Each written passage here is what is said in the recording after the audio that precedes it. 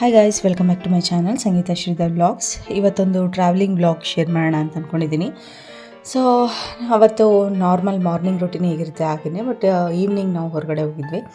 So ನೋಡಿ, ಬೆಳಿಗ್ಗೆನೇ ಎದ್ದು ಪೂಜೆ ಎಲ್ಲ ಮಾಡಿ ನಂದು ಡೈಲಿ ವರ್ಕ್ ಏನಿದೆ ಅದನ್ನೆಲ್ಲ ಮುಗಿಸ್ಕೊಂಡು ಆಮೇಲೆ ತಿಂಡಿಗೆ ಉಪ್ಪಿಟ್ಟು ಮಾಡೋಣ ಅಂತಂದ್ಬಿಟ್ಟು ಉಪ್ಪಿಟ್ಟು ಒಂಚೂರು ಕೇಸರಿ ಬಾತ್ ಮಾಡೋಣ, ಹಾಗೆ ದೇವ್ರಿಗೆ ಒಂಚೂರು ನೈವೇದ್ಯ ಇಟ್ಟಂಗೆ ಆಗುತ್ತೆ, ನಮಗೂ ಆಗುತ್ತೆ ಅಂತ ಅಂದ್ಬಿಟ್ಟು ನಾನು ಉಪ್ಪಿಟ್ಟು ಮಾಡೋಣ ಅಂತಂದ್ಬಿಟ್ಟು ಮಾಡ್ತಾಯಿದ್ದೆ. ಅವತ್ತು ನಮ್ಮ ಅತ್ತೆನೂ ಕೂಡ ಅವರು ಮನೆಗೆ ಹೋಗಿದ್ದರು, ಅಂದರೆ ಅವ್ರ ಊರಿಗೆ ಏನಾದರೂ ಎಮರ್ಜೆನ್ಸಿ ವರ್ಕ್ ಅಂತಂದ್ಬಿಟ್ಟು ಹೋಗಿರ್ತಾರೆ. ಸೊ ನೋಡಿ, ಉಪ್ಪಿಟ್ಟು ಮಾಡಿಕೊಂಡೆ. ಅದಾದಮೇಲೆ ಸ್ವಲ್ಪ ಕೇಸರಿ ಬಾತ್ ಮಾಡಿದೆ, ಏಕೆಂದರೆ ಎರಡೂ ಇದ್ರೇ ಏನೋ ತಿಂಡಿ ತಿನ್ನೋಕ್ಕೆ ಚೆನ್ನಾಗಿರುತ್ತೆ, ಇಲ್ಲಾಂದರೆ ಬರೀ ಉಪ್ಪಿಟ್ಟಾದರೆ ಕಷ್ಟ ಆಗಿಬಿಡುತ್ತೆ. ಅದಾದಮೇಲೆ ನಾನು ಕಾಲೇಜ್ಗೂ ಕೂಡ ಹೋಗಬೇಕಾಗಿತ್ತು. ನೋಡಿ, ಉಪ್ಪಿಟ್ಟಿಗೆ ತೆಂಗಿನ ತುರಿ ಹಾಕ್ತೀನಿ ನಾನು, ಯಾವುದೇ ಕಾರಣಕ್ಕೂ ಮಿಸ್ ಮಾಡೋಲ್ಲ. ಆಮೇಲೆ ಬಾಕ್ಸ್ಗೂ ಎಲ್ಲ ಪ್ಯಾಕ್ ಮಾಡಿಕೊಂಡೆ, ಸೌತೆಕಾಯಿ ಉಪ್ಪಿಟ್ಟು ಎಲ್ಲನೂ. ನೋಡಿ, ಪ್ಯಾಕ್ ಮಾಡಿ ಫಸ್ಟ್ ರೆಡಿ ಆಗಿಬಿಟ್ಟೆ.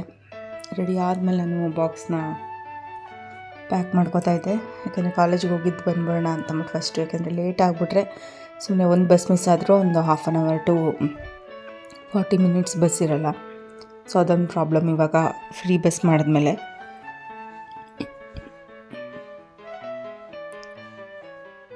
ನೋಡಿ, ಮನೆ ಕೆಲಸ ಎಷ್ಟೇ ಇದ್ದರೂ ಅದನ್ನು ಈಸಿ ವೇನಲ್ಲಿ ಮುಗಿಸ್ಕೊಳ್ಳೋ ಥರ ಇರಬೇಕು.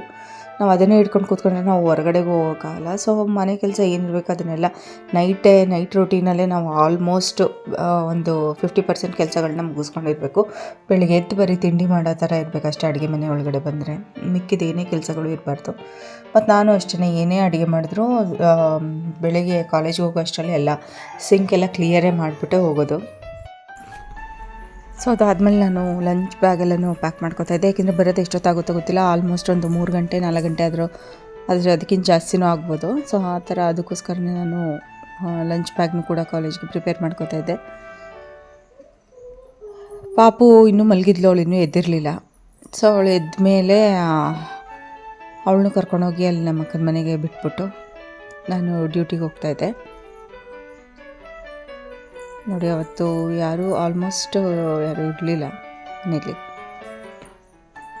ನೋಡಿ, ಈ ಕಡೆ ಸ್ವಲ್ಪ ಕೇಸರಿ ಬಾತ್ ಮಾಡಿದೆ, ಸ್ವಲ್ಪ ಉಪ್ಪಿಟ್ಟು ಮಾಡಿದ್ದೆ. ಸೊ ಎರಡೂ ಕಾಂಬಿನೇಷನ್ನು ಚೆನ್ನಾಗಿರುತ್ತೆ ಅಂತ ಅಂದ್ಬಿಟ್ಟು.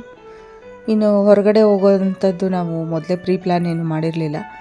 ಕಾಲೇಜಿಂದ ಬರ್ತಿದ್ದಂಗೆ ಅದೇನೇ ಆ ಕಡೆ ಹೋಗ್ತಾ ಇದ್ವಲ್ಲ ಅಂದ್ಬಿಟ್ಟು ಹಾಗೆ ಹೋಗ್ಬಿಡೋಣ ಅಂತ ನಾವು KRS ಬ್ಯಾಕ್ ವಾಟ್ರ್ ಹತ್ರ ಹೋಗಿದ್ವಿ. ಸೊ ಇದು ಸ್ವಲ್ಪ ಒಂದು 2 months ಹಿಂದಿನ ಒಂದು ವಿಡಿಯೋ. ಇವಾಗ ಅದು ಸಿಕ್ತು ನನಗೆ, ಬೇರೆ ಫೋನಲ್ಲಿತ್ತು. ನೋಡಿ, ಮಿಕ್ಕಿದ್ದನ್ನೆಲ್ಲ ನಾನು ಬಾಕ್ಸ್ಗೆ ಹಾಕಿ ಉಳಿದಿದ್ದನ್ನೆಲ್ಲ ನಾನು ಪ್ಯಾಕ್ ಮಾಡಿ ಅಲ್ಲೇ ಇಟ್ಬಿಡ್ತೀನಿ ಕೌಂಟರ್ ಟಾಪ್ ಮೇಲೆ, ಯಾಕೆಂದರೆ ನಮ್ಮ ಮನೆಯವ್ರ ಆಮೇಲೆ ತಿಂಡಿ ತಿನ್ನೋಕ್ಕೆ ಸರಿಯಾಗುತ್ತೆ ಅಂತ. ಯಾಕೆಂದರೆ ಅವ್ರು ಇನ್ನೂ ಮಲಗಿದ್ರು, ಅವರೂ ನನ್ನ ಡ್ರಾಪ್ ಮಾಡಿಬಿಟ್ಟು ಅದಾದಮೇಲೆ ಬಂದವ್ರು ತಿಂಡಿ ತಿನ್ನೋದು. ಆಮೇಲೆ ನಾನು ಪ್ಯಾಕ್ ಎಲ್ಲ ಆದಮೇಲೆ ನಾನು ಸ್ವಲ್ಪ ಬಾಕ್ಸ್ಗೆಲ್ಲ ಪ್ಯಾಕ್ ಆದಮೇಲೆ ನಾನು ಸ್ವಲ್ಪ ತಿಂಡಿ ತಿನ್ಕೊಳ್ಳೋಣ ಅಂತಂದ್ಬಿಟ್ಟು ಬಡಿಸ್ಕೊತಾ ಇದ್ದೆ.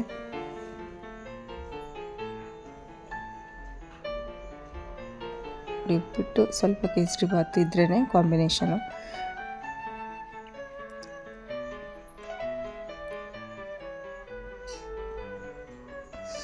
ನಾನು ಯಾವಾಗಲೂ ಕೂಡ ತಿಂಡಿ ಆದಮೇಲೆ ಅಷ್ಟೇ ಕಾಲೇಜ್ಗೆ ಹೋಗುವಾಗ ಎಲ್ಲ ಒಂದು ಪಾತ್ರೆಗಳನ್ನ ಅಲ್ಲೇ ಕ್ಲಿಯರ್ ಮಾಡಿಬಿಟ್ಟು ಹೋಗೋದು. ಯಾವುದೇ ಕಾರಣಕ್ಕೂ ಸಿಂಗಲ್ ಪಾತ್ರೆ ಇಡಲ್ಲ. ನೈಟು ಅಷ್ಟೇ ಮತ್ತು ಹೊರಗಡೆ ಹೋಗುವಾಗಲೂ ಅಷ್ಟೇ ಫುಲ್ ಕ್ಲಿಯರ್ ಆಗಿರುತ್ತೆ. ಇಲ್ಲಾಂದರೆ ಅದೇ ಒಂದು ಸುಮ್ಮನೆ ವೈಬ್ಸು ಸುಮ್ಮನೆ ನೆಗೆಟಿವ್ ಆಗುತ್ತೆ ಅಂತ ಅಂದ್ಬಿಟ್ಟು ನಾನು ಯಾವುದೋ ಹಂಗೆ ಬ್ಯಾಲೆನ್ಸ್ ಉಳಿಸಲ್ಲ. ನೋಡಿ, ಪ್ಯಾಕ್ ಮಾಡ್ಕೊಂಡು ತೊಗೊಂಡೋಗಿ ನಾನು ಹೊರಗಡೆ ಇಟ್ಬಿಡ್ತೀನಿ, ಅದು ಮತ್ತು ವಾಟರ್ ಬಾಟಲು ಎಲ್ಲನೂ. ಸೊ ಒಂದೊಂದು ಸರಿ ಏನಾಗುತ್ತೆ ಅಂದರೆ ಪ್ಯಾಕ್ ಮಾಡಿದ್ರೂ ಒಂದು ಬಾಕ್ಸ್ ತೊಗೋತೀವಿ, ಇನ್ನೊಂದೇನು ಮರ್ತು ಬಿಡ್ತೀವಿ. ಸೊ ಆ ಥರ ಆಗುತ್ತೆ. ಅದಕ್ಕೆ ನಾವು ಅಲ್ಲಿ TV ಹತ್ರ ಒಂದು TV ಸ್ಟ್ಯಾಂಡ್ ಹತ್ರ ಒಂದು ಜಾಗ ಇದೆ. ಸೊ ಅಲ್ಲಿ ರೆಡಿಯಾಗಿರೋದೆಲ್ಲ ತೊಗೊಂಡೋಗಿ ಅಲ್ಲಿ ಇಟ್ಕೊಂಡ್ಬಿಡ್ತೀವಿ. ಆನ್ ಸ್ಪಾಟ್ ಏನು ಬೇಕು ಹೊರಗಡೆಗೆ ಹೋಗೋಕ್ಕೆ, ನಮ್ಮದು ಕಾಲೇಜ್ ಬ್ಯಾಗ್ ಇರ್ಬೋದು, ಸ್ಪೆಕ್ಸ್ ಇರ್ಬೋದು, ವಾಚ್ ಇರ್ಬೋದು. ಸೊ ಅದನ್ನೆಲ್ಲ ನಾನು ಅಲ್ಲೇ ಇಟ್ಟಿರ್ತೀನಿ. ಸೊ ಹೋದ ತಕ್ಷಣ ಸಿಗಬೇಕು ಹೊರಡುವಾಗ ಅಂತ. ಸೊ ನೋಡಿ, ಉಪ್ಪಿಟ್ಟು ಏನೇ ತಿಂಡಿ ಮಾಡಲಿ ನಾನು ತಿಂಡಿ ಆದಮೇಲೆ ಟೀ ಕುಡಿಯೋದು ಅಭ್ಯಾಸ. ಸೊ ಇವಾಗಲೂ ಕೂಡ ನಾನು ಟೀನೂ ಒಂದು ಕಡೆ ಇಟ್ಕೊಂಡ್ಬಿಟ್ಟಿದ್ದೆ. ಸೊ ಅದಕ್ಕೋಸ್ಕರ ಎಲ್ಲ ಈಸಿಯಾಗಿ ಆಯಿತು. ಒಬ್ಬರೇ ಮ್ಯಾನೇಜ್ ಮಾಡಿದ್ರು ಕೂಡ ನಾವೆಲ್ಲ ಕರೆಕ್ಟಾಗಿ ಪ್ಲ್ಯಾನ್ ಮಾಡಿಕೊಂಡ್ರು ಆರಾಮಾಗಿ ಮ್ಯಾನೇಜ್ ಮಾಡ್ಬೋದು. ಪ್ಲ್ಯಾನಿಂಗ್ ಅದಕ್ಕೆ ಹೇಳೋದು, ಪ್ಲ್ಯಾನಿಂಗ್ ಇಲ್ಲ ಅಂತಂದರೆ ಏನೂ ಮಾಡೋಕ್ಕಾಗಲ್ಲ ಅಂತ. 1 ಅವರ್ ಏನೋ ಒಂದು ಕೆಲಸ ಇದೆ ಅಂತಂದಾಗ 5 ನಿಮಿಷ ಅಥವಾ 10 ನಿಮಿಷ ಪ್ಲ್ಯಾನ್ ಮಾಡಿಬಿಟ್ರೆ 1 ಅವರ್ ಕೆಲಸ ಇನ್ನೂ ಈಸಿಯಾಗುತ್ತೆ. ನಾವು ವಿತೌಟ್ ಪ್ಲ್ಯಾನಿಂಗ್ ಮಾಡೋಕ್ಕೋದ್ರೆ 1 ಅವರ್ ಕೆಲಸ ನಮ್ಗೆ 2 ಅವರ್ಸು ಆಗ್ಬೋದು ಅಲ್ವಾ. ಸೊ ಅದಕ್ಕೋಸ್ಕರನೇ ಏನೇ ಕೆಲಸ ಶುರು ಮಾಡೋಕ್ಕಿಂತ ಮುಂಚೆ ಒಂದು 5 ನಿಮಿಷ ಕರೆಕ್ಟಾಗಿ ಕೂತ್ಕೊಂಡು ಒಂದು ಫ್ರೆಶ್ ಮೈಂಡೆಡಿಂದ ಪ್ಲ್ಯಾನ್ ಮಾಡಿಬಿಟ್ರೆ ಎಲ್ಲ ಈಸಿಯಾಗುತ್ತೆ ಅಂತ ಹೇಳ್ಬೋದು.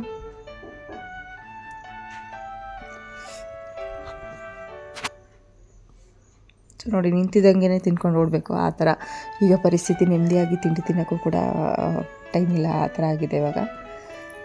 ಹೊರಗಡೆ ಹೋಗೋರ್ದು ಅವ್ರವ್ರದ್ದು ಪರಿಸ್ಥಿತಿಗಳು ಅವ್ರಿಗೆ ಗೊತ್ತಿರುತ್ತೆ. ನೋಡಿ, ಇದಾಗಿತ್ತು ಇವತ್ತಿನ ಒಂದು ತಿಂಡಿಯ ಒಂದು ರೊಟೀನ್ ಅಂತ ಹೇಳ್ಬೋದು. ಸೊ ಅದಾದಮೇಲೆ ಪಾಪುನೂ ಬಂದಳು ಡ್ರಾಪ್ ಮಾಡೋಕ್ಕೆ, ಅವಳು ಎದ್ದಿದ್ಲು. ಆಮೇಲೆ ನಾವು ಹೋದ್ವಿ. ಪಾಪು ಮಕ್ಕನ ಮೇಲೆ ಬಿಟ್ಬಿಟ್ಟು ನಾನು ಬರೋ ತನಕ ಅಲ್ಲಿರ್ತಾಳೆ, ಇಲ್ಲಾಂದರೆ ಅವ್ರ ಅಪ್ಪನ ಜೊತೆನೇ ಹೊರಗಡೆ ಓಡಾಡ್ಕೊಂಡಿರ್ತಾಳೆ. ನಾನು ಸುಮ್ಮನೆ ನಮ್ಮ ಅಕ್ಕನ ಮನೆಗೆ ಬಿಟ್ಬಿಡಿ ಅದು ಇದು ಅಂತ ಅವಳದು ಏನಾದರೂ ಇದಿರುತ್ತಲ್ವ, ಪ್ರಾಬ್ಲಮ್ಸ್ ಇರುತ್ತಲ್ವ. ಸೊ ಅದಕ್ಕೋಸ್ಕರನೇ ಅಲ್ಲೇ ಇದ್ದರೆ ಸರಿ ಅಂದ್ಬಿಟ್ಟು ಅಲ್ಲಿ ಬಿಡೋದು ನಾನು. ಸೊ ನೋಡಿ, ಕಾಲೇಜಿಂದ ಬಂದಾದಮೇಲೆ ನಾವು ಹೊರಗಡೆ ಹೋಗ್ತಾಯಿದ್ವಿ. ಅಂದರೆ ನಮ್ಮ ಅತ್ತೆ ಅವ್ರ ಮನೇಲಿದ್ದರು. ಸೊ ಅವ್ರಿಗೆ ಕರ್ಕೊಂಬರಕ್ಕೆ ಹೋಗ್ಬೇಕಿತ್ತು, ಈವ್ನಿಂಗ್ ಹೋಗ್ಬೇಕಿತ್ತು. ಈವ್ನಿಂಗ್ ಅಂದರೆ ಒಂದು ರಾತ್ರಿ 8 ಗಂಟೆ ಅಷ್ಟರಲ್ಲಿ. ಸೊ ಅಲ್ಲಿ ತನಕ ಏನು ಮಾಡೋಣ ಅಂತಂದ್ಬಿಟ್ಟು ನಾವು ಹೊರಗಡೆ ಆದರೂ ಹೋಗೋಣ ಅಂದ್ಬಿಟ್ಟು ಹೋಗ್ತಾಯಿದ್ವಿ. ಸೊ ಮಧ್ಯಾಹ್ನ ಏನು ನಾನು ಅಡುಗೆ ಮಾಡೋಕ್ಕೆ ಹೋಗಲಿಲ್ಲ. ನಮ್ಮ ಮನೆಯವ್ರು ಏನು ಅಡುಗೆ ಮಾಡಬೇಡ, ಹೊರಗಡೆನೇ ಹೋಟೆಲಲ್ಲಿ ಏನಾದ್ರು ತಿನ್ಕೊಳ್ಳೋಣ ನಡಿ ಅಂತ ಅಂದ್ಬಿಟ್ಟು ಕಾಲೇಜಿಂದ ಬಂದ ತಕ್ಷಣವೇ ನಾವು ಹೊರಗಡೆ ಬಂದ್ವಿ. ಸೊ ಏನಾದ್ರು ಊಟ ಮಾಡ್ಕೊಳ್ಳೋಣ ಅಂತ ಅಂದ್ಬಿಟ್ಟು ನಾವು ಅಲ್ಲಿ ಆನ್ ದ ವೇ ಒಂದು ಹೋಟೆಲ್ ಇದೆ, ಚೆನ್ನಾಗಿದೆ. ಆ ಕಡೆ KRS ಬ್ಯಾಕ್ ವಾಟರ್ ಹತ್ರ ಹೋಗಬೇಕಾದ್ರೆ ಒಂದು ಹುಟ್ಕಳ್ಳಿ ರೋಡು, ಆ ರೋಡಲ್ಲಿ ಹುಣಸೂರು ರೋಡು. ಸೊ ಹೋದ್ವಿ. ಇಲ್ಲಿ ಈ ಹೋಟೆಲಲ್ಲಿ ಯಾಕೋ ತುಂಬಾ ರಶ್ಶು, ಕ್ರೌಡ್ ಜಾಸ್ತಿ, ಮತ್ತು ಅಟೆಂಡ್ ಮಾಡೋಕ್ಕೂ ಕೂಡ ಜಾಸ್ತಿ ಜನ ಅಷ್ಟು ಇದಿರಲಿಲ್ಲ. ಬಟ್ ನಾವು ಬಂದ್ಬಿಟ್ವಿ, ಬೇರೆ ಹೋಟೆಲ್ಗೆ ಹೋದ್ವಿ. ಆಮೇಲೆ ಯಾಕೆಂದರೆ ಹೋಗಿದ ತಕ್ಕಂಗೆ ನಮಗೆ ಟ್ರೀಟ್ಮೆಂಟ್ ಕೂಡ ಅದೇ ಥರ ಇರಬೇಕು. ಟ್ರೀಟ್ಮೆಂಟ್ ಅಂತ ಬೇರೆ ಇಲ್ಲ, ಏನು ಅಂತ ಬಂದು ಕೇಳೋ ಥರ ಇರಬೇಕು ಅಷ್ಟೇ. ಸೊ ನೋಡಿ, ಅದಾದಮೇಲೆ ಊಟ ಎಲ್ಲ ಆದಮೇಲೆ ನಾವು KRS ಬ್ಯಾಕ್ ವಾಟರ್ ಹತ್ರ ಹೋಗ್ತಾಯಿದ್ವಿ. ಆನ್ ದ ವೇ ನೋಡಿ, ಪಾಪುಗೆ ಒಂದೊಂದು ವಿಷಯನೂ ಕೂಡ ಈಗ ನಾವು ಓಡಾಡಿ ಅಭ್ಯಾಸಿದೆ, ಬಟ್ ಮಗುಗೂ ಕೂಡ ಅದು ಎಕ್ಸ್ಪೋಜರ್ ಆಗಬೇಕು, ಹೊರಗಡೆ ಒಂದು ಪ್ರಪಂಚ. ಅವಳಿಗೂ ಕೂಡ ಎಲ್ಲ ಥರ ಒಂದು ಪ್ಲೇಸಸ್ಸು ಕೂಡ ತೋರಿಸ್ಬೇಕು. ಅವಳ ಆ ಥರ ನದಿ ಎಲ್ಲನೂ ಹತ್ತಿರದಿಂದ ಅವಳು ನೋಡೇ ಇರಲಿಲ್ಲ. ಇದೇ ಫಸ್ಟ್ ಟೈಮ್ ಅವಳು ಆ ಥರ ಹತ್ತಿರದಿಂದ ನೋಡಿದ್ದು. ಅಲ್ಲಿ ತನಕ ಬರೀ ಮನೇಲಿ ಮಾತ್ರ ಅವಳು ನೀರಲ್ಲಿ ಆಟ ಆಡ್ಕೊಂಡಿದ್ದು. ಸೊ ನೀರ ಹತ್ರ ಅಂತ ನಮ್ಮ ಮನೇಲಿ ಬಿಡೋದು ಇಲ್ಲ, ಅದು ಎಂಥ ಚಿಕ್ಕದು ಕೆರೆ ಆಗಿದ್ರೂ ಬಿಡೋಲ್ಲ ಹತ್ರ. ತುಂಬ ಅವರು ಭಯಪಡ್ತಾರೆ, ಹತ್ರ ಹೋಗ್ಬೇಡಿ ಅಂತ ಅಂದ್ಬಿಟ್ಟು. ಅಂದರೆ ನಮ್ಮ ಬಗ್ಗೆ ಅವ್ರು ಬೇಕಾದರೆ ಸ್ವಿಮ್ ಮಾಡೋಕ್ಕೆ ಹೋಗ್ತಾರೆ. ನೋಡಿ, ಆ ಕಡೆ ಹೋಗ್ತಿದ್ದಂಗೆ, ಮಂಡ್ಯ ಸೈಡ್ ಹೋಗ್ತಿದ್ದಂಗೆ ಅಲ್ಲೇ ಒಂದು ವಾತಾವರಣ ಒಂಥರ ರಿಫ್ರೆಶಿಂಗ್ ಅಂತ ಹೇಳ್ಬೋದು. ಮಂಡ್ಯ ಇರ್ಬೋದು, ನಂಜನಗೂಡು ಇರ್ಬೋದು, ಈ ಸೈಡ್ ಎಲ್ಲನೂ ಅಷ್ಟೇ ತುಂಬಾ ಒಂದು ಕಾಮ್ ಮೈಂಡೆಡ್ ವಾತಾವರಣ. ಸೊ ನಾವು ಏನಾದರೂ ಒಂಚೂರು ಟೆನ್ಷನ್, ಪ್ರೆಷರ್ ಏನೇ ಇದ್ರೂ ಕೂಡ ಹೊರಗಡೆ ಹೋಗ್ಬೇಕು ಅಂದರೆ ಈ ಸೈಡ್ ಹೋಗ್ಬಿಡ್ತೀವಿ. ಅಂದರೆ ಸ್ವಲ್ಪ ಈಸಿಯಾಗಿ ಬೇಗನೂ ಬರೋ ಥರ ಆಗಬೇಕು, ನಮಗೂ ಕೂಡ ಹತ್ತಿರ ಆಗಿರಬೇಕು ಅಂತ ಅಂದ್ಬಿಟ್ಟು. ಯಾಕೆಂದರೆ ತುಂಬ ದೂರ ಪ್ಲೇಸ್ ಹೋದ್ರೂ ನಮಗೆ ಕಷ್ಟ ಆಗ್ಬೋದು, ಮತ್ತು ಟೈಮೂ ಇರೋಲ್ಲ. ಸೊ ಇದಾದರೆ ನಮ್ಗೆ ಸ್ವಲ್ಪ ಹತ್ರನೇ. ನಮ್ಮ ಮೈಸೂರಲ್ಲಿರೋರಿಗೆ ಈ ಕಡೆ ನಂಜನಗೂಡು ಹತ್ರನೇ, ಮಂಡ್ಯ ಅಂತೂ ಇನ್ನೂ ಹತ್ರನೇ. ನೋಡಿ, ಅದಾದಮೇಲೆ ಇಲ್ಲೇ ಬ್ಯಾಕ್ ವಾಟರ್ ಹತ್ರ ಹೋಗ್ತಾಯಿದ್ವಿ ಪಾಪುನ ಎತ್ಕೊಂಡು. ಸೊ ಅಲ್ಲಿ ಹತ್ರ ಹೋದ್ಮೇಲೆ ಅವರು ಹೇಳ್ತಾರೆ, ಇಲ್ಲೆಲ್ಲ ಬರಬೇಡಿ, ಮಗು ಕರ್ಕೊಂಡೋಕೆ ಬರ್ತೀರ ಇಲ್ಲಿಗೆ ಅಂತ ಅಂದ್ಬಿಟ್ಟು. ಆಮೇಲೆ ನಾವೇ ಎದ್ರುಕೊಂಡು ಬಂದ್ಬಿಟ್ವಿ ಸುಮ್ಮನೆ. ಯಾಕೆಂದರೆ ಪ್ಲೇಸು ಸರಿ ಇಲ್ಲ, ಅದು ಇದು ಏನಾದರೂ ಮಾಡ್ಕೊಂಡಿರ್ತಾರೆ, ಏನಾದರೂ ಆಗಿರುತ್ತಲ್ವ.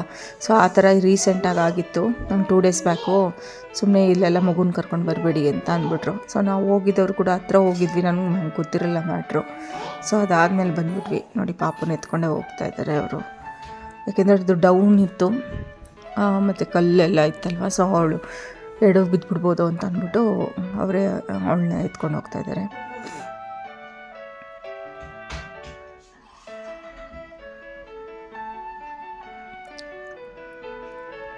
ಸೊ ನಾನು ಬರೀ ವಿಡಿಯೋ ಕ್ಯಾಪ್ಚರ್ ಮಾಡ್ತಾಯಿದ್ದೆ. ನಾನು ಅದು ಇಲ್ಲಿಗೆ ಹೋಗಬೇಕು ಅಂತ ನನಗೆ ಪ್ಲ್ಯಾನೂ ಇರಲಿಲ್ಲ. ಕಾಲೇಜಿಂದ ಬಂದೆ, ನಮ್ಮ ಅತ್ತೆ ಕರ್ಕೊಂಬರಕ್ಕೆ ಹೋಗೋಣ ಅಂದ್ಬಿಟ್ಟು ಫೋನ್ ಮಾಡಿದಾಗ ಅವ್ರು ನೈಟ್ ಬಂದುಬಿಡಿ, ಎಲ್ಲ ಕೆಲಸ ಒಟ್ಟಿಗೆ ಮುಗಿಸ್ಕೊಂಡಿರ್ತೀನಿ, ಹೊರಟ್ಬಿಡ್ಬೋದು ಅಂತ ಅಂದರು. ಸೊ ಅಲ್ಲಿ ತನಕ ಇನ್ನೇನು ಕೆಲಸ ಅಂದ್ಬಿಟ್ಟು ನಾವು ಈ ಸೈಡ್ ಹಿಂಗೆ ಬಂದ್ವಿ. ಆ ಥರ ಇಲ್ಲಾಂದರೆ ಪ್ಲ್ಯಾನ್ಡೇ ಆಗಿದ್ದಿದ್ರೆ ನಾನು ನಮ್ಮ ಅತ್ತೆ ಎಲ್ಲರೂ ಒಟ್ಟಿಗೆ ಬರ್ಬೋದಾಗಿತ್ತು. ಸೊ ನೋಡಿ, ನಾನು ಕೂಡ ಏನು ಸುಮ್ಮನೆ ಹಾಗೆ ನಾನು ಕರ್ಕೊಂಬರಕ್ಕೆ ಹೋಗಿದ್ದಲ್ಲ, ನಾನು ಅಷ್ಟು ರೆಡಿಯಾಗಿರಲಿಲ್ಲ. ಸೊ ನೋಡಿ ಇಷ್ಟೇ ನಿಲ್ಲಿಸಿದ್ದು. ನಾವು ಜಾಸ್ತಿ ಮನೆಯವರಂತೂ ನಮ್ಮನ್ನೆಲ್ಲ ನೀರ ಹತ್ರ ಬಿಡೋಕ್ಕೆ ಹೆದರ್ಕೋತಾರೆ.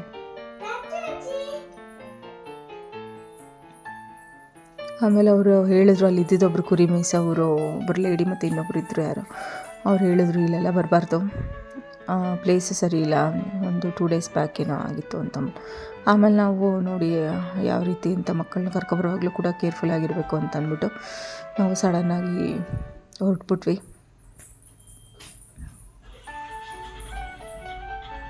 ಸೊ ಈ ಕಡೆ ಎಲ್ಲ ನಾವು ಆಲ್ಮೋಸ್ಟ್ ಓಡಾಡ್ತಾ ಇರ್ತೀವಿ. KRS ಬ್ಯಾಕ್ ವಾಟರ್ ಇರ್ಬೋದು, KRS ಸಂತೆ.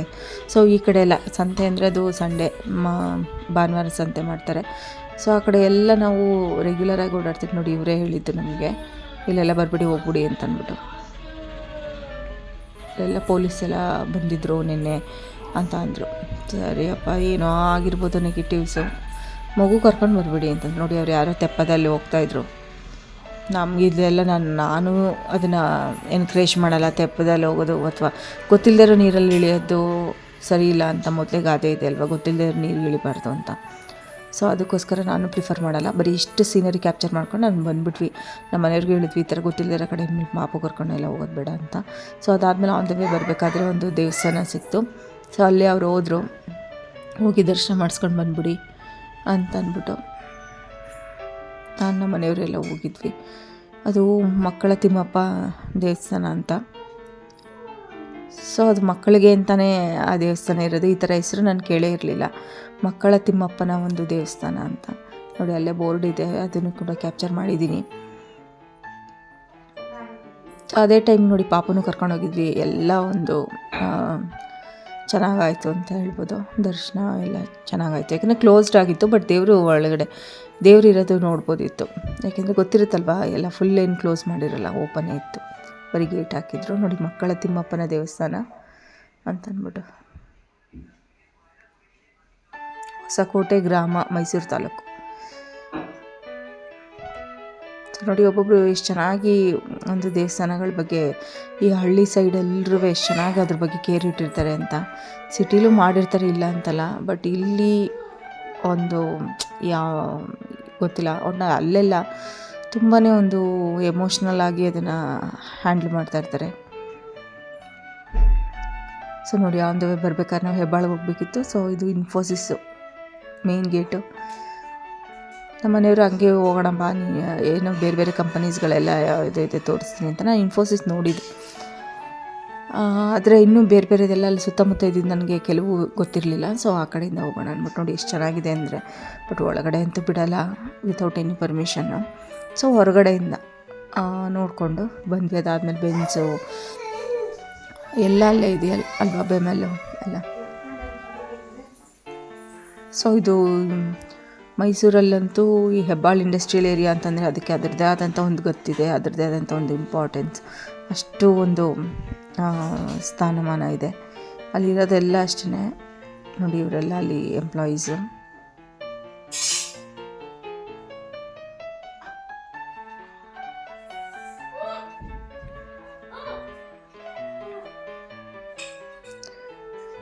ನೋಡಿ ಅಂದರೆ ಹೆಬ್ಬಾಳು ಇಂಡಸ್ಟ್ರಿಯಲ್ ಏರಿಯಾದಲ್ಲಿ ಓಡಾಡೋದೇ ಒಂಥರ ಚೆಂದ, ನನಗಂತೂ ಸಖತ್ ಇಷ್ಟ. ಅದೊಂಥರ ಬೇರೆ ಥರ ಒಂದು ವಾತಾವರಣನೇ ಇರುತ್ತೆ, ಒಂಥರ ಕೂಲ್ ಆ್ಯಂಡ್ ಕಾಮ್ ಆಗಿ. ಮತ್ತು ಅಲ್ಲಿ ಸುತ್ತಮುತ್ತ ಅಷ್ಟೇ ಒಂದು ಎನ್ವೈರ್ಮೆಂಟಲ್ ಫ್ರೆಂಡ್ಲಿಯಾಗೇ ಇರುತ್ತೆ ಜಾಗ. ಅದರ ಆಪೋಸಿಟೇ ಬೆಮೆಲ್ಲಿರೋದು.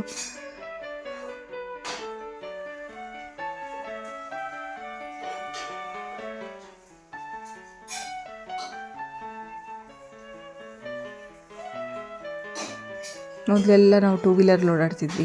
ಸೊ ಈ ಕಾರ್ ಬಂದಮೇಲೆ ಈಗ ಪಾಪನ ಕರ್ಕೊಂಡು ಓಡಾಡೋಕ್ಕೆ ಸರಿಯಾಗಿದೆ. ಇದೆಲ್ಲ ಎಷ್ಟೋ ಗೇಟ್ಗಳಿದೆಯಲ್ಲ ಅಲ್ಲಿ, ಗೇಟ್ ನಂಬರ್ 1, 2, 3 ಅಂತ ಅಂದ್ಕೊಂಡು. ಸೊ ಆ ಥರ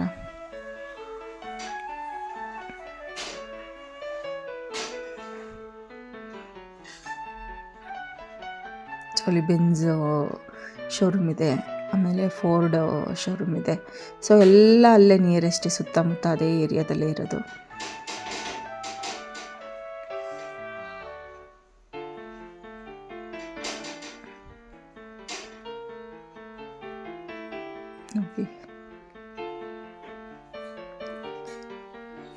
ಸುಮ್ಮನೆ ನಾವು ಕೂಡ ಹೋಗ್ತಿದ್ದಿಲ್ಲ, ಬೇರೆ ಯಾವುದೋ ಮೇನ್ ರೋಡಲ್ಲಿ ಆ ಒಂದು ಕಂಜೆನ್ಷನಲ್ಲಿ ಆ ಒಂದು ಏನು ಹೇಳ್ತಾರೆ ಟ್ರಾಫಿಕಲ್ಲಿ ಹೋಗೋದಕ್ಕಿಂತ ನೋಡಿ ಇನ್ಫೋಸಿಸ್ ಎಷ್ಟು ಚೆನ್ನಾಗಿದೆ ಅಲ್ವಾ, ಅದು ನೋಡೋಕ್ಕೂ ಟ್ರಾಫಿಕಲ್ಲಿ ಹೋಗೋದಕ್ಕಿಂತ ಈ ಥರ ಒಂದು ಬೇರೆ ಒಂದು ರೂಟಲ್ಲಿ ಹೋದಾಗ ನಮಗೂ ಕೂಡ ಒಂದು ನಾಲೆಡ್ಜ್ ಗೇನ್ ಆಗುತ್ತೆ, ನಮಗೂ ಕೂಡ ಒಂದು ಬೇರೆ ಥರ ಎಕ್ಸ್ಪೋಜರ್ ಸಿಗುತ್ತೆ. ಮತ್ತು ನಾವು ನೋಡಿರೋದೇ ಅಲ್ಲ ಜಗತ್ತು, ನಾವು ನೋಡಿರೋದು ಬರೀ ಬಾವಿ ಒಳಗಿನ ಕಪ್ಪೆ ಥರ, ಹೊರಗಡೆ ಪ್ರಪಂಚ ಇನ್ನೂ ಜಾಸ್ತಿ ಇದೆ ಅಂತ ನಮ್ಗೆ ಗೊತ್ತಾಗುತ್ತೆ. ಬಟ್ ಏನೇ ಇಂಡಸ್ಟ್ರಿಯಲ್ ಹೋಗಲಿ, ಏನು ಬೆಂಗಳೂರಿಗೆ ಹೋದರೆ ಇದಕ್ಕಿಂತ ಇನ್ನೂ ಸಾಗರ ನೋಡ್ಬೋದು. ಆದರೆ ನಮಗೆ ಏನೋ ಒಂಥರ ಮೈಸೂರು ನನಗಂತೂ ಬಾಂಡಿಂಗು. ಸೊ ಯಾವುದೇ ಊರಿಗೆ ಹೋದ್ರೂ ನಾನು ಮೈಸೂರನ್ನೇ ಪ್ರಿಫರ್ ಮಾಡೋದು. ಸೊ ಅದೊಂದಕ್ಕೋಸ್ಕರ, ಇಲ್ಲಾಂದರೆ ನಮ್ಮ ಮನೆಯವರು ಬೆಂಗಳೂರಿಗೆ ಶಿಫ್ಟ್ ಆಗೋಣ ಅಂತ ಎಷ್ಟೊಂದು ಸರಿ ಹೇಳಿದ್ದಾರೆ. ಬಟ್ ನನಗೆ ಪರ್ಸ್ನಲಿ ನನಗೆ ಇಷ್ಟ ಇಲ್ಲ. ನೋಡೋಣ ಎಲ್ಲೆಲ್ಲಿ ಅನ್ನೋದ್ರೂ ಇರುತ್ತೋ ಅಂತ ಅಂದ್ಬಿಟ್ಟು, ಹೀಗೆ ಅಂತಲೇ ಪ್ರಿಡಿಕ್ಟ್ ಮಾಡೋಕ್ಕಾಗಲ್ಲ ಅಲ್ವಾ. ಸೊ ನೋಡೋದ ಅಂತ ಅಂದ್ಬಿಟ್ಟು ಅದನ್ನು ಹಾಗೆ ಹೋಲ್ಡಲ್ಲಿ ಇಟ್ಟಿದ್ದೀವಿ. ಸೊ ಅದಾದಮೇಲೆ ನೋಡಿ ಹಂಗೆ ಹೋಗ್ತಾ HP ಗ್ಯಾಸು, ನೋಡಿ HP ಗ್ಯಾಸು ಅದು ಕೂಡ ಅಲ್ಲೇ ಇರೋದು, ಫಿಲ್ ಆಗೋದೆಲ್ಲ ಇಲ್ಲೇ. ಸೊ ಇಲ್ಲೆಲ್ಲ ಜಾಸ್ತಿ ಅಲೋ ಮಾಡಲ್ಲ, ಏನು ವೆಹಿಕಲ್ಸ್ ಎಲ್ಲ ನಿಂತ್ಕೊಳ್ಳೋಕೆ. ಅಲ್ಲೂ ಎದುರುಗಡೆ ಬೋರ್ಡ್ ಹಾಕ್ಬಿಟ್ಟಿದ್ದಾರೆ, ಗೇಟ್ ಎದುರುಗಡೆ ಯಾವುದು ವೆಹಿಕಲ್ಸ್ ನಿಲ್ಲಿಸ್ಬಾರ್ದು ಅಂತ. ಅಕಸ್ಮಾತ್ ಇಮಿಡಿಯೇಟಾಗಿ ಏನಾದ್ರು ಪ್ರಾಬ್ಲಮ್ ಕ್ರಿಯೇಟ್ ಆದರೂ ಈಸಿಯಾಗಿ ಎಲ್ಲ ಹೊರಗಡೆ ಬರೋ ಥರ ಇರಬೇಕು. ಯಾಕೆಂದರೆ ಮೊದಲೇ ಗ್ಯಾಸ್ ಒಂದು ಫಿಲ್ಲಿಂಗ್ ಮಾಡೋ ಅಂಥದ್ದಲ್ವ ಅದು. ಸೊ ಅದಕ್ಕೋಸ್ಕರ. ಸೊ ಅದಾದಮೇಲೆ HP ಗ್ಯಾಸಿಂದ ಇನ್ನು ಮುಂದೆ ಬಂದ್ವಿ. ಅದೇ ರೋಡಲ್ಲಿ ಹೋದ್ರೇ ನಮಗೆ ರಿಂಗ್ ರೋಡ್ ಸಿಕ್ಬಿಡುತ್ತೆ, ಹೆಬ್ಬಾಳು ರಿಂಗ್ ರೋಡು. ನೋಡಿ ಇದು ಮರ್ಸಿಡೀಸ್ ಬೆನ್ಸು ಶೋರೂಮು, ಅದ್ರ ಪಕ್ಕದಲ್ಲೇ ಫೋರ್ಡ್ ಇದೆ ನೋಡಿ, ಇದು ಫೋರ್ಡ್. ಸೊ ಆಮೇಲೆ ಮತ್ತೆ ಕರ್ಕೊಂಡೋಗಿ ಈಸಿ ಆಗುತ್ತೆ ಅಂತ ನೋಡಿ. ಈವ್ನಿಂಗ್ ಆಯಿತು, ಅವ್ರು ಹೇಳಿ ಟೈಮ್ ಆಲ್ಮೋಸ್ಟ್ ಆಯಿತು. ಹೊರಗಡೆ ಹೋಗ್ಬಿಟ್ಟು ನಮಗೇನಿಲ್ಲಪ್ಪ ಇದೇ ಟೈಮ್ ಅಂತಂದರೆ ಹೊರಗಡೆ ಏನು ಬೇಕಾದ್ರೆ 100 ಕೆಲಸಗಳಿರುತ್ತೆ, ಎಲ್ಲ ಮುಗಿಸ್ಕೋಬೋದು ನಾವು. ಸೊ ಅದಾದಮೇಲೆ ನಮ್ಮ ಅತ್ತೆ ಮನೆಗೆ ಹೋದ್ವಿ. ಸೊ ಅವರೆಲ್ಲ ಕೆಲಸಗಳೆಲ್ಲ ಅವ್ರದ್ದು ಏನೇನಿದೆ ವರ್ಕ್ ಕಮಿಟ್ಮೆಂಟ್ಸ್ ಎಲ್ಲ ಮುಗಿಸ್ಕೊಂಡಿದ್ರು. ನೋಡಿ ಅಲ್ಲಿ ಅವತ್ತು ಆಂಜನೇಯನ ದೇವಸ್ಥಾನದಲ್ಲಿ ಏನೋ ಪೂಜೆ ಇತ್ತಂತೆ. ಅವ್ರ ಮನೆ ಎದುರುಗಡೆನೇ ಅಂದರೆ ಹತ್ರನೇ ಒಂದು ಆಂಜನೇಯನ ದೇವಸ್ಥಾನ ಇದೆ. ಅಲ್ಲೆಲ್ಲ ಲೈಟಿಂಗ್ ಅರೇಂಜ್ಮೆಂಟ್ಸು ಮತ್ತು ಏನೇನೋ ಹರಿಕತೆ ಏನೇನೋ ಅಲ್ಲಿ ಪ್ರೋಗ್ರಾಮ್ಸ್ ಫಿಕ್ಸ್ ಮಾಡ್ಕೊಂಡಿದ್ರು. ಅದಾದಮೇಲೆ ಅವರು ಲಗೇಜೆಲ್ಲ ಇರಿಸ್ಕೊಂಡು ಹೊರಟ್ಬಿಡೋಣ ಅಂತ ಅಂದ್ಬಿಟ್ಟು ಬಂದ್ವಿ.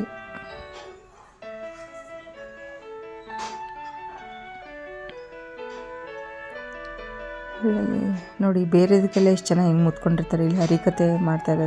ಇಲ್ಲಿ ತುಂಬಾ ಲಿಮಿಟೆಡ್ ಸೀಟ್ಸ್ಗಳು, ಲಿಮಿಟೆಡ್ ಜನಗಳಿದ್ದಿದ್ರು. ಸೊ ಅಲ್ಲಿಂದ ನಾವು ನಮ್ಮ ಮನೆಗೆ ಬಂದ್ವಿ. ಸೊ ಇದಾಗಿತ್ತು ಗೈಸ್ ಇವತ್ತಿನ ಒಂದು ವ್ಲಾಗ್ ಅಂತ ಹೇಳ್ಬೋದು. ಸೊ ಡೈಲಿ ಒಂದು ರೊಟೀನ್ ಇರ್ಬೋದು, ಟ್ರಾವೆಲಿಂಗ್ ವ್ಲಾಗ್ ಇರ್ಬೋದು, ಹೊರಗಡೆ ಹೋಗಿದ್ದು, ಹೊಸ ಹೊಸ ಪ್ಲೇಸ್ಗಳಿಗೆಲ್ಲ ಹೋಗಿದ್ದು, ಅದನ್ನೆಲ್ಲ ಶೇರ್ ಮಾಡೋಕ್ಕೆ ನನಗೆ ಇಷ್ಟ. ಸೊ ನೋಡೋಣ, ಇದನ್ನು ನಾನು ಏನೋ ನನ್ನ ಡೇ ಟು ಡೇ ಆ್ಯಕ್ಟಿವಿಟೀಸಲ್ಲಿ ಇದು ಒಂದು ಭಾಗ ಅಂತ ಅಂದ್ಬಿಟ್ಟು ನಾನು ಈ ವಿಡಿಯೋ ಶೇರಿಂಗ್ ಎಲ್ಲನೂ ಕೂಡ ನಾನು ಇದಕ್ಕೆ ಟೈಮ್ ಕೊಡ್ತಾಯಿದ್ದೀನಿ. ಸೊ ಅದರಿಂದ ನಮಗೆ ಏನು ವಾಪಸ್ಸು ಏನೋ ಒಂದು ಹೀಗೆ ಎಕ್ಸ್ಪೆಕ್ಟೇಷನ್ ಅಂತ ಏನಿಲ್ಲ, ಅದು ಏನು ಬೇಕಾದರೂ ಆಗಿರ್ಬೋದು. ಬಟ್ ಇದು ನಮ್ಮ ಲೈಫ್ ಸ್ಟೈಲಲ್ಲಿ ನನಗೆ ಇಷ್ಟ ಆಗಿರೋವಂಥ ಕೆಲಸ ಮಾಡೋದು ನನ್ನ ಒಂದು ಖುಷಿ ಅಂತ ಹೇಳ್ಬೋದು. ಸೊ ಅದಾದಮೇಲೆ ಎಲ್ಲ ಮನೆಗೆ ಬಂದು ಊಟ ಮಾಡಿಕೊಂಡು ಮಲ್ಕೊಂಡ್ವಿ. ಸೊ ಇದಾಗಿತ್ತು ಇವತ್ತಿನ ಒಂದು ವ್ಲಾಗ್ ಅಂತ ಹೇಳ್ಬೋದು, ಇವತ್ತಿನ ಒಂದು ಟ್ರಾವೆಲಿಂಗ್ ಡೈಲಿ ವ್ಲಾಗ್ ಅಂತ. ಸೊ ನೋಡಿ, ಎಷ್ಟೇ ನಾವು ಹೊರಗಡೆ ಹೋದರೂ ಮನೆಗೆ ಬಂದು ಟೈಮ್ ಕೊಡಬೇಕು, ಮನೆಯಲ್ಲಿ ಟೈಮ್ ಸ್ಪೆಂಡ್ ಮಾಡಬೇಕು. ಸೊ ಇದಾಗುತ್ತೆ, ನಾವು ಒಂದೊತ್ತು ಹೊರಗಡೆ ತಿಂದರೂ ತಪ್ಪಿಲ್ಲ, ಯಾವಾಗಲೂ ಒಂದು ಸರಿ, ಬಟ್ ಆದಷ್ಟು ಮನೇಲಿ ನಾವು ಪ್ರಿಫರ್ ಮಾಡ್ತೀವಿ. ಸೊ ಇದಾಗಿತ್ತು ಗೈಸ್ ಇವತ್ತಿನ ಒಂದು ವ್ಲಾಗ್. ನೆಕ್ಸ್ಟ್ ವ್ಲಾಗಲ್ಲಿ ಮೀಟ್ ಮಾಡೋಣ. ಬಾಯ್, ಟೇಕ್ ಕೇರ್. ಆ್ಯಂಡ್ ನನ್ನ ಚಾನಲ್ಗೆ ಯಾರು ಸಬ್ಸ್ಕ್ರೈಬ್ ಆಗಿಲ್ಲ ಅಂತಂದರೆ ಪ್ಲೀಸ್ ಸಬ್ಸ್ಕ್ರೈಬ್ ಆಗಿ ಅಂತ ಹೇಳೋಕ್ಕೆ ಇಷ್ಟಪಡ್ತೀನಿ. ಯಾಕೆ ಅಂತಂದರೆ ನೆಕ್ಸ್ಟ್ ನಮಗೆ ಬೇರೆ ಬೇರೆ ಥರ ವೀಡಿಯೋಸ್ ಎಲ್ಲ ಜಾಸ್ತಿ, ನಂಬರ್ ಆಫ್ ವೀಡಿಯೋಸ್ ಜಾಸ್ತಿ ಮಾಡೋಕ್ಕೆ ನಮಗೂ ಕೂಡ ಒಂದು ಮೋಟಿವೇಶನ್ ಆಗುತ್ತೆ ಇದ್ದೇ ಇರುತ್ತಲ್ವ. ಸೊ ಅದಕ್ಕೋಸ್ಕರನೇ ಹೇಳ್ತಾ ಇರೋದು. ಏಕೆಂದರೆ ನಮ್ಮದು ಆಲ್ಮೋಸ್ಟ್ 400+ ವೀಡಿಯೋಸ್ ಆಗಿದೆ, ಬಟ್ ಸಬ್ಸ್ಕ್ರೈಬರ್ಸ್ ಕಡಿಮೆ ಇದ್ದಾರೆ. ಸೊ ಅದಕ್ಕೋಸ್ಕರ ಹೇಳ್ತಾರೆ, ಸಬ್ಸ್ಕ್ರೈಬ್ ಮಾಡಿ. Boy and take care guys.